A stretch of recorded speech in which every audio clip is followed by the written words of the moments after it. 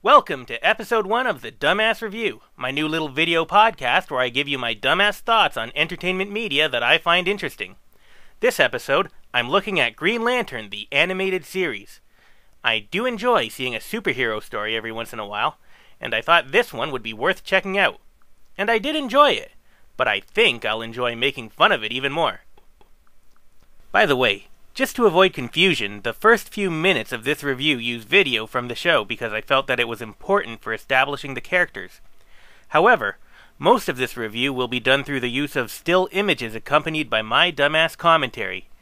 And there will also be spoilers, so if either of those issues are something you care about, then I would highly recommend watching the full episode via an alternative source before watching any further here. Anyway, let's get to the show. Hailing damaged ship. Can you hear me in there? We start out with a lone Green Lantern who notices a ship in trouble. He's on the case, immediately coming to the rescue and trying to save the occupant. But what he doesn't realize is that it's a trap, and he's being lured by a fiendish nemesis wielding a power ring that runs on red rather than green energy.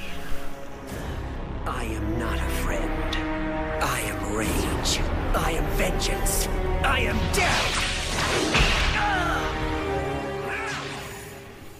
I am rage. I am vengeance. I am death. Man, this guy's a real badass. And that red energy is completely overwhelming the green energy. This Green Lantern is just completely outmatched at all turns. Poor guy. Oh well, that's what you get for trying to help people. But what's this?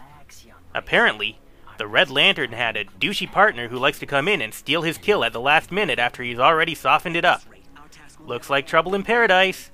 But you know how it is. Sometimes you both just say and do things that you regret and you just end up kissing and making up in the end. Besides, what's important is killing the Green Lantern so that green ring can streak off into the stars and continue the circle of life. So, now that we've gotten a taste of the villains of the show, probably about time we get a glimpse of the hero, right? Sounds good to me. Let's take a look. Let's keep the commentary to vehicle specific, shall we, Jordan? I was, boss. That was me expressing my professional opinion of the prototype's acceleration. We can already see that our hero, Hal Jordan, is a thrill-seeking test pilot who likes to do things his own way and has little respect for authority. How many of the ladies watching this have just swooned? How about the gentlemen? I'll give you a second to recover your bearings. Are you alright? Yeah, we're getting one of our famous Coast City rumblers. You concentrate on flying that billion-dollar jet.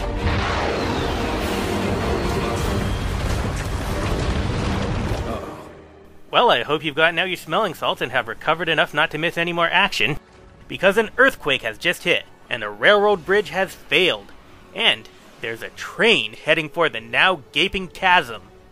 Right away I'm on the edge of my seat.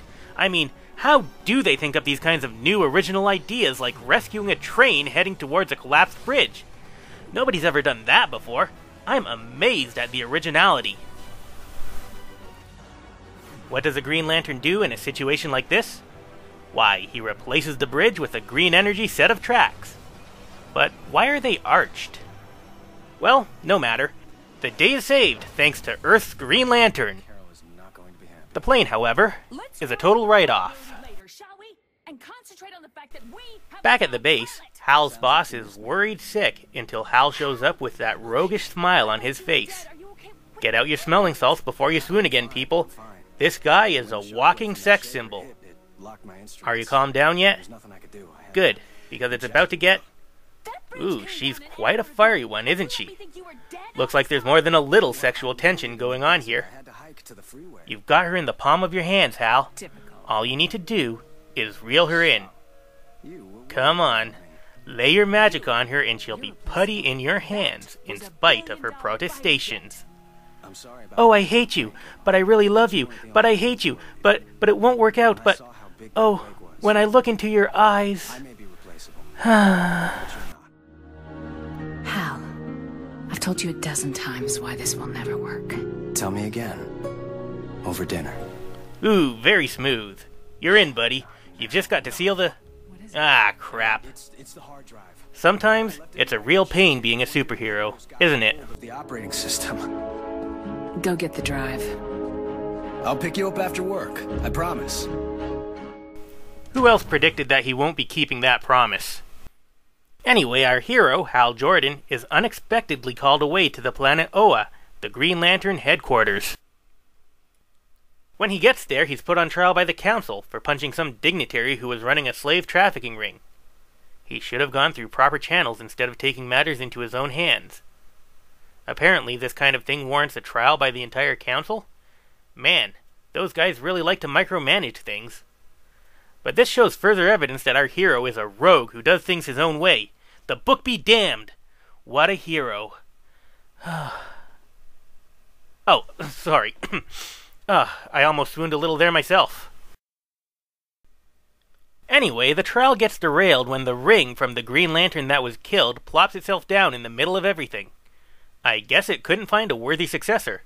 Must have been in the middle of a really rough neighborhood. Everybody stops to check it out. Turns out that the ring came from a frontier lantern, at the very edge of lantern-moderated space where the Green Lanterns are poorly trained and few in number. An unusually high number of Green Lanterns have been killed in the frontier lands. The circles represent dead lanterns. Hal, being an impulsive man of action, is horrified and wants to get out there immediately to find the culprit. Problem is that the frontier is so far out that it would take months to get there, and the council believes that they need to take time and consider their options.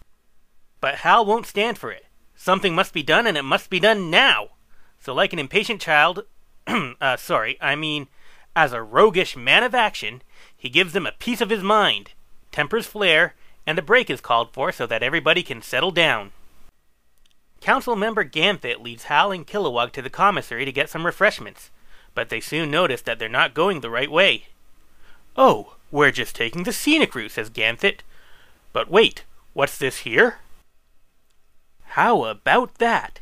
It's a brand new state-of-the-art ship that runs on the green energy and is faster than anything else out there. Why, it could get to the frontier in no time flat. But don't you dare even think about taking it, Hal, because the council couldn't possibly authorize that." Wink wink, nudge nudge. "I mean, it would be a terrible thing if you were to commandeer the ship and take it out to the frontier where you could figure out what was going on. I certainly wouldn't want that at all." Wink. Just to be clear, I secretly want you to take the ship." Meanwhile, out in the frontier, here's another frontier lantern. And he's found a shipwreck. What do you want to bet it's another trap? A Green Lantern! Thank Grotz, I thought I would perish here. Can you put your hands up so I can pull you out? A little help would be appreciated. Yep, it's a trap, all right. Looks like this frontier lantern's a little more resourceful than the last one, though.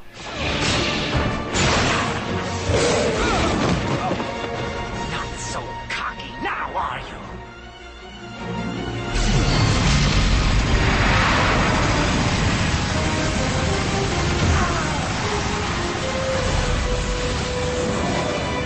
Where is he?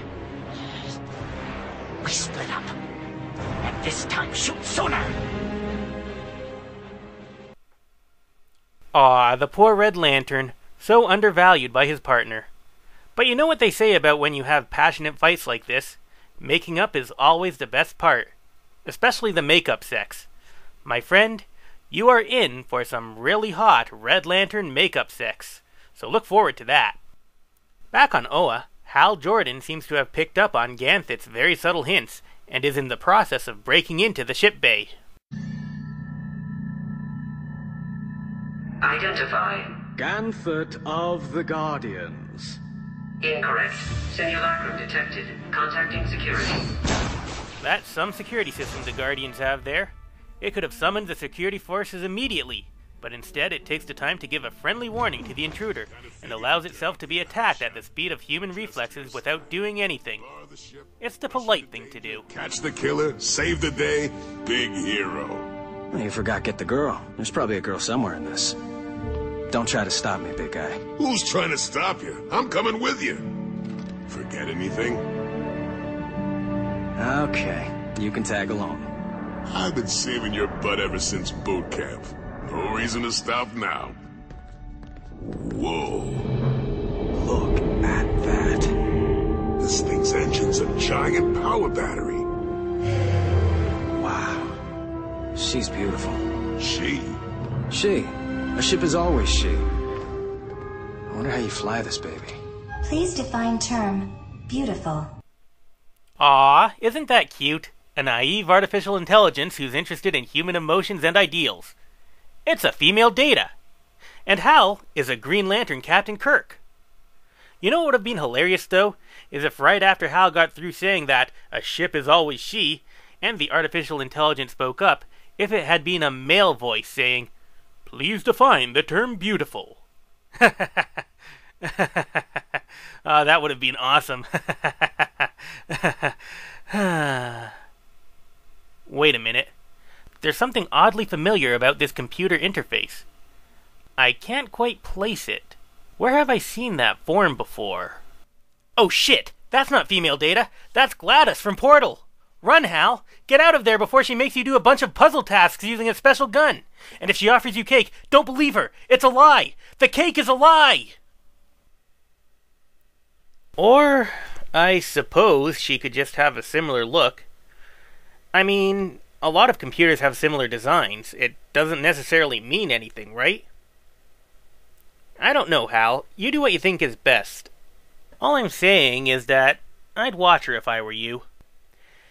Anyway, Hal names the computer Aya because it's a pretty name, and Aya accepts her new designation, no doubt inwardly blushing and giggling girlishly. Then Hal sweet-talks her into going for a little flight. It doesn't take much convincing. Soon they're off and flying over Oa. So can anybody tell me the first thing you should do if you're trying to make a clandestine getaway in a ship stolen from the Guardian Council? That's right. What you want to do is fly right over the Guardian Council building where they're having a meeting and they've conveniently left the roof open to take in a little air. Wait, maybe it'll be okay. Only Gansit's noticed so far and he probably won't say anything. As long as nobody else... Ah, crap. Little Miss Gossip has to notice and spill the beans to everybody. So the entire Guardian Council takes a break to fly over, knock on the ship's windows, and give the occupants stern looks. Since nobody likes stern looks, Hal has to quickly convince Aya to initiate the ultra-warp drive, even though it will take 45 minutes to do all the calculations, and it's unsafe to do it before then. Come on, Aya. You know you want to do this. I know it's risky, but sometimes you just need to take that risk when you know the rewards will be so good. Like saving people's lives. Besides, taking a risk can be fun. Oh, but I'm not ready for this. I mean, I was always told that I shouldn't just open my hyperwarp corridor without first giving it a little more time. I mean, I know you're impatient and eager to get going, but you're really asking a lot of me. Shh! Aya, don't overthink this. We both know that you were going to do this eventually. There's nothing wrong with taking things a little fast. You know my feelings. I need you to do this for me, Aya. In fact, I'm desperate. Please, Aya, open up your hyperwarp corridor to me and let me in.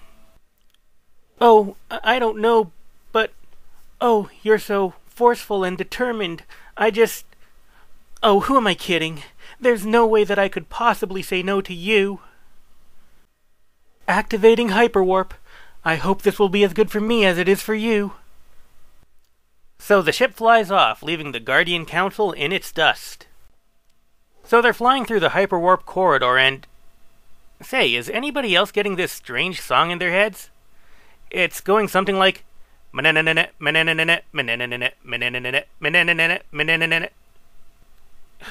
I can't quite place it. Well, anyway, Hal's decision to be hasty and enter the hyperspace corridor without proper precautions has had dire consequences. The ship is being torn apart and will soon be destroyed. Hal immediately takes manual control of the ship. He's such a take-charge kind of guy. If he manages to slow the ship down enough, maybe he can punch through the ultra-warp wall into normal space. Success! They've made it into frontier space. And just in time, too, because Aya's detected a nearby lantern in trouble. Now I wonder who that could be. Oh yeah, this guy. Well, the Red Lanterns have finally cornered him. Round Boy has graciously allowed Mr. Rage Vengeance Death to finish him off. I knew they'd make up. But what's this? Rage Boy is hesitating. Is that a hint of compassion I see in his eyes? Maybe he's not such a bad seed after all. I knew you had some goodness in you, Rage Boy. Fight your baser instincts. Don't give in. Too bad. He steeled himself again. I guess this is the end for our Frontier Lantern. Or at least it would have been if Rage Boy hadn't hesitated. Our heroes show up in just the nick of time. But they're immediately overwhelmed by the power of the red energy, and forced to run away like hunted animals. But then they try to turn the tables and bring the fight to the Red Lanterns for a change. They do their best, and some great fight scenes follow, which you'll have to watch the episode to see. But in the end, they're overmatched, and it doesn't look good. That is until Hal gets the idea to recharge his ring directly from the ship's green energy core. It gives him the power to fire a massive beam of green energy at the Red Lanterns, completely engulfing them. The Red Lanterns are tossed far into space, and are now no doubt consoling each other over their defeat through the aforementioned hot makeup sex. And no, I'm not obsessed with their sex lives. I'm just reporting the facts here. Don't shoot the messenger. We end with a very determined-looking Hal Jordan vowing to keep fighting for truth and justice. You may want to take out your smelling salts if you're feeling lightheaded again. So what, you might ask, is my final verdict on the first episode of Green Lantern the Animated Series? Well, there's certainly nothing here very new or innovative, so if you're looking for something to blow you away, this isn't the show for you.